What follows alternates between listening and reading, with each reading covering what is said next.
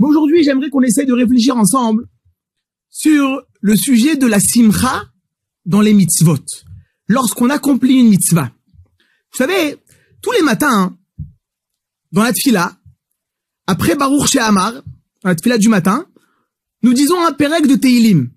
Le pérec numéro 100, Kouf. On dit comme ça. Ivdu et Hashem besimcha, bou lefanav birnana. Ça veut dire littéralement, servez à Kadosh Baruch Hu avec joie et venez devant lui avec joie. Et la question que j'aimerais vous poser, mes chers amis, c'est pourquoi c'est tellement important? Pourquoi c'est tellement important? On commence la journée comme ça. Voilà, notre service d'Akadosh Baruch Hu, notre avodat Hashem, doit être dans la simcha, avec joie. Ah, pourquoi pas accomplir les mitzvot? Dis-moi ce qu'il y a à faire. 1, 2, 3, 4. On fait ce qu'il y a à faire. Pourquoi ça doit être avec de la simcha? Pourquoi la simcha, la joie dans la mitzvah, est tellement importante? Alors, j'ai réfléchi un peu à la question et ça m'a fait penser à autre chose. J'ai dit, imaginez-vous qu'on vous annonce que Rav Ovadia Yosef, Zecher Tzadik Vekadosh Livracha, va devoir passer un séjour à Paris. Et on aimerait qu'il passe Shabbat chez vous à la maison. Alors on a choisi, disons, famille Cohen, voilà, pour que le Rav Ovadia Yosef puisse passer Shabbat chez vous à la maison. Imaginez-vous, quelle émotion, quelle joie, lorsque tu vas annoncer à tes enfants que le géant de la génération va arriver. Et on va avoir le mérite d'être à ses côtés, de le servir, de lui préparer sa chambre. C'est incroyable. Les enfants, ils vont être là à faire le maximum pour aider. Et la maison, elle va être avec une joie incroyable. Pourquoi c'est comme ça?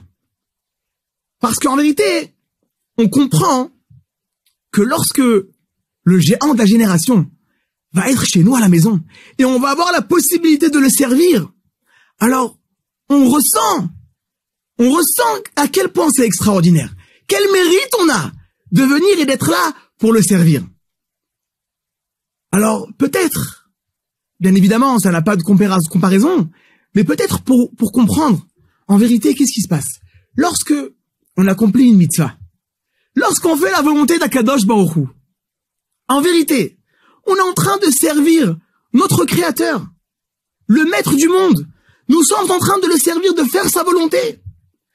Ça, si on le comprend vraiment, si on essaye de le faire rentrer dans notre cœur, alors ça doit nous donner une simcha incroyable. Ça doit nous donner une joie incroyable. Parce que y a rien de plus énorme, de plus extraordinaire qu'on puisse servir notre Créateur. Le Maître du monde, le Roi des rois. Nous avons le mérite à chaque fois qu'on a une mitzvah qui se présente à nous. C'est en vérité la volonté d'Akadosh Baruch Hu qu'on va accomplir. C'est ça, la source de la simcha, qui doit nous remplir totalement lorsqu'on va agir pour faire la mitzvah. Et en vérité, lorsque on accomplit une mitzvah, mais comme on a dit, sans simcha, alors en vérité ça manque l'essentiel. Parce que Akadosh Baruch Hu, vous savez mes chers amis, il y a écrit Rachamana Libabae. Qu'est-ce que ça veut dire? Ça veut dire qu'Akadosh Baruch Hu, il veut notre cœur. Libabae. Ça veut dire que c'est vrai, il nous a donné les mitzvot. Nous avons 613 mitzvot. Nous avons l'étude de la Torah. C'est vrai. Mais en vérité, tout ça, c'est pourquoi? Tout ça, c'est pour qu'on ait la possibilité de se rapprocher d'Akadosh Baruch Hu, de comprendre que nous avons le mérite de le servir. Vous savez, le Harizal, le Hari Akadosh, dit que le mot mitzvah, en vérité, c'est tout d'abord un ordre, mais c'est aussi, la racine du mot, c'est aussi la racine Tsevet. Tsevet, c'est une équipe. Ça veut dire que lorsqu'on fait une mitzvah, en vérité, ce qu'on est en train de faire, c'est qu'on est en train de faire équipe. Si on peut s'exprimer comme ça, faire équipe avec Akadosh Baruch Hu. Nous nous rapprochons d'Akadosh Baruch Hu. Il y a une simcha qui est plus extraordinaire que ça. Alors, bien évidemment, lorsqu'on comprend ce qu'on fait, alors on ne peut pas ne pas être saméach. Vous savez, il y a un pasouk dans le livre de Ishaïa, dans le Pérec 43, pasouk 22. Le pasouk dit comme ça: Velo oti karata Yaakov, ki agata bi Israël. Qu'est-ce que ça veut dire? Ça veut dire, comme si Akadosh Baruch Hu dit, c'est pas moi que vous interpellez. Yaakov, c'est le Ham Israël, c'est le peuple d'Israël. Qui agata bi Israël. Pourquoi? Parce que je vois que ton travail, il est dans le labeur, dans la difficulté. Le Maguide de Doubna nous explique ce pasouk avec une parabole, comme il a l'habitude de faire. Il nous dit comme ça: imaginez-vous un homme d'affaires qui arrive à l'aéroport pour un voyage d'affaires. Et voilà qu'il arrive à l'aéroport et il demande à un taxi de s'arrêter et il demande à rentrer dans le taxi pour le prendre à Tel Aviv, à l'hôtel Holiday Inn. Et voilà que il rentre dans la voiture et il lui dit: regarde, ma valise, elle est juste derrière là, c'est la valise noire avec une étiquette blanche. Il dit d'accord, il n'y a pas de problème. Lui, il s'installe dans le taxi et il attend. Il attend que le chauffeur arrive avec sa valise pour pouvoir démarrer. Et il attend. Et après 5 bonnes minutes, il arrive essoufflé, en sueur, le chauffeur de taxi. Et là, l'homme d'affaires, il lui dit: mais qu'est-ce que t'as fait? Mais c'est pas ma valise! Et là, le chauffeur, il lui dit: mais je comprends pas. Je l'ai mis dans le bagage. Dans le coffre. Vous avez même pas vu quelle valise j'ai amené? Comment vous savez que c'est pas la vôtre? Vous m'avez dit, la noire, avec l'étiquette blanche. Il dit: mais non, mais c'est pas la mienne, c'est une catastrophe. Qu'est-ce que t'as fait? Tu t'es trompé de valise. Et là, le chauffeur, il comprend pas. Il me dit: mais qu'est-ce qui t'arrive? Mais alors, vous voulez, sortez et allez voir que c'est la vôtre. Voilà, elle est dans le coffre. Il lui dit: non, mais non, c'est pas la mienne. Et là, le chauffeur, il en peut plus. Il dit: mais expliquez-moi pourquoi vous pensez que c'est pas la vôtre. Vous avez même pas vu. Et là, l'homme d'affaires lui dit: mais j'ai pas besoin de voir la valise. Je vois comment t'es fatigué, comment t'es en sueur. Ça me montre que c'est pas ma valise, parce que ma valise à moi, c'était une petite valise avec quelques fichiers et quelques diamants. C'est tout ce que j'avais. C'est ça que je t'ai demandé de m'amener. C'était une autre. Nous dit le Maguide de Doubna, Akadosh Baruch Hu dit au Ham Israël: si vous accomplissez mes mitzvot, vous les faites, mais je vois que vous n'êtes pas heureux, je vois que vous n'êtes pas épanoui, alors c'est pas ça ma Torah. C'est pas ça ma Torah. Ma Torah, elle est censée vous amener à la simcha, à l'épanouissement. Vous devez être bien dans votre vie. Ça doit vous rajouter dans votre shalom bayit à la maison, pour l'éducation de vos enfants. Ça doit vous rajouter à tout ça. Vous devez être bien dans votre peau. Si je vois que vous êtes là et vous avez l'air comme ça, pas bien, un peu comme ça, pas saméar, pas heureux, pas joyeux, alors ça montre qu'il y a un problème. Ça montre que vous n'avez pas encore compris de quoi il s'agit.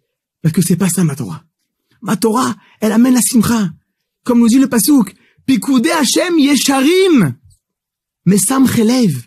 C'est-à-dire que lorsque on accomplit la Torah comme il le faut, alors ça amène la simcha.